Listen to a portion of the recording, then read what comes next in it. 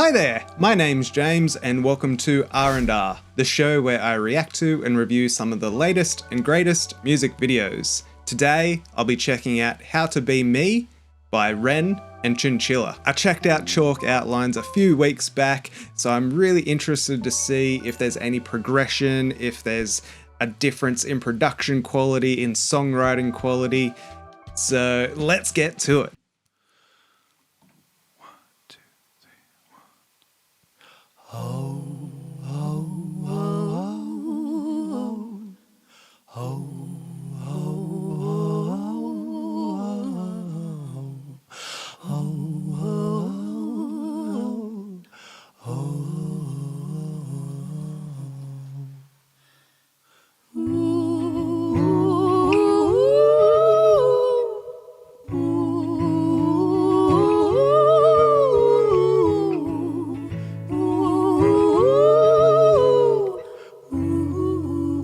So immediately we do have the presence of some post-production processing with that reverb on the vocal. Sounds great for the song. Takes me a little bit away from the video though. And the fear baptized me. My kingdom turned to dust, and I watched all my riches rust. Have I lost the Midas touch, or do sad eyes blind me? Over and over we go, over the hills and the valleys below. Oh, and it follows me home, and it suffocates me.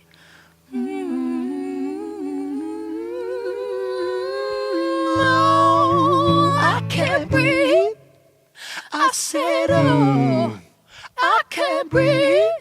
Damn. All I know. This vocal gymnastics is how to be me.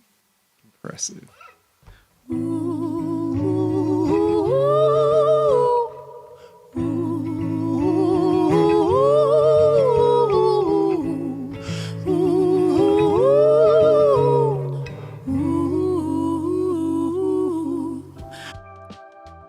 Wow, okay, cool. I would say so far, other than that post-production processing of the addition of the reverb, I think I probably prefer this over Chalk Outlines. It kind of feels, I don't know, maybe it's just like the acoustic guitar feels a bit more genuine as a live performance rather than the electric guitar that we got in Chalk Outlines. It's such a subtle technique.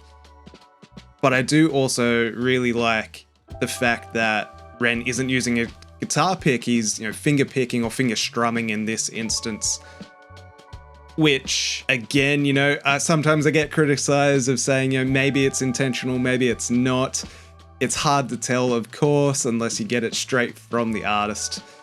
But in this instance, I kind of do feel it probably was intentional. I feel the softness that you get from playing an acoustic guitar with your fingers can be the more appropriate way to play for a song. And I think in this instance, that definitely does seem to be intentional because it's so far really, as I said before, the song is really just about those vocal gymnastics, the interplay, the connectedness between Ren and Chinchilla.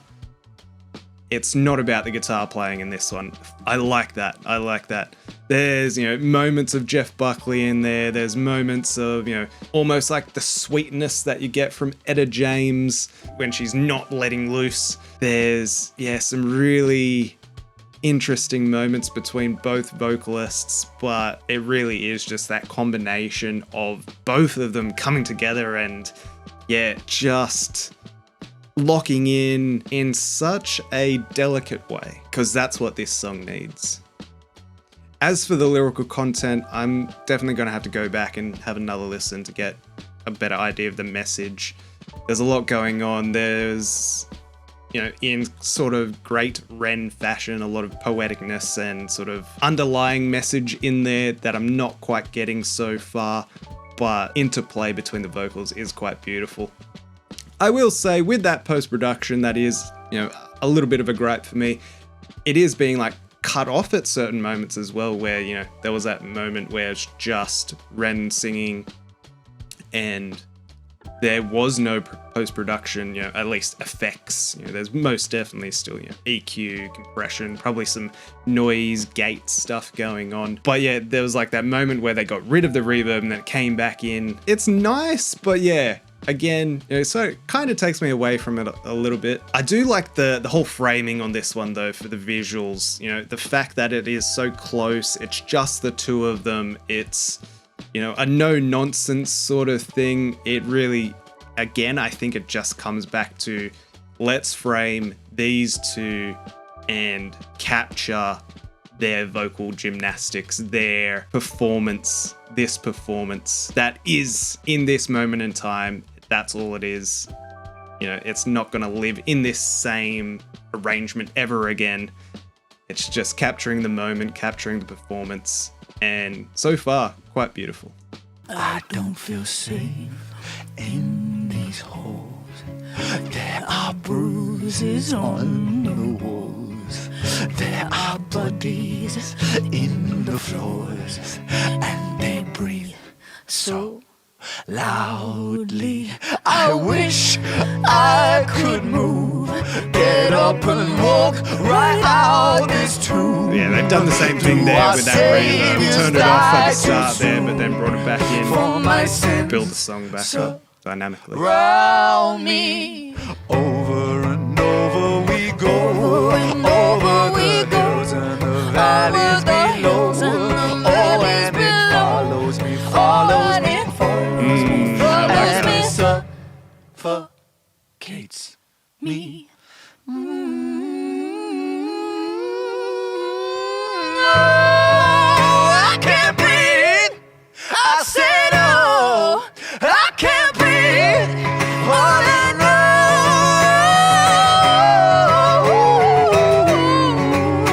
is I forgot how to be me. Hallelujah. Where is my God? Where are you? Hallelujah. I really like the addition of this bridge. Some needed something, need to go somewhere. When I don't know how to be. Hallelujah. I forgot how to be me. When he gave up the fight, a quick decision late in the night that stayed with me for all of my life. I miss you so.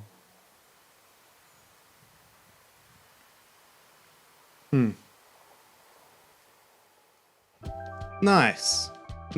Interesting way to end it off there with just Ren. Again, I'm definitely going to have to go back and listen much more closely to the lyrics to get that message. But overall, I like it. This is good. It's a good song. The only question is how they've ended it off. There obviously is some intention there to keep it just as Ren finishing the song off. Again, getting rid of that post-process reverb sound. So there's some intentional thing there. I wonder if maybe it is just sort of a nice trick to build the song up in those moments, but maybe I'm reading a little bit too into it where it could possibly mean something more to have the reverb in there. Maybe it's like, when the reverb's off, that is internal monologue, and then when it's on, that's, sort of the external discussion between the two.